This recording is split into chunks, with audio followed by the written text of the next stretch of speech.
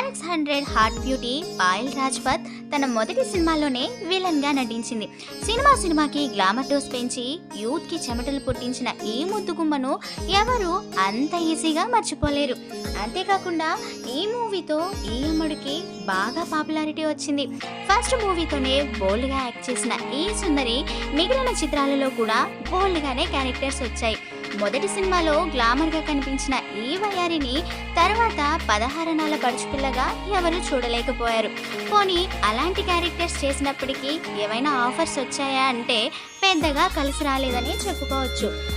ఈ విషయాన్ని పక్కన పెడితే ఇండస్ట్రీలో ఉండే హీరోయిన్స్కి డైరెక్టర్స్కి హీరోయిన్స్కి మధ్య ఎఫైర్స్ ఉంటాయనే రూమర్స్ని మనం ఎప్పుడూ వింటూనే ఉంటాము. అయితే ఇప్పుడు పాయల్ విషయంలో కూడా అదే జరిగింది.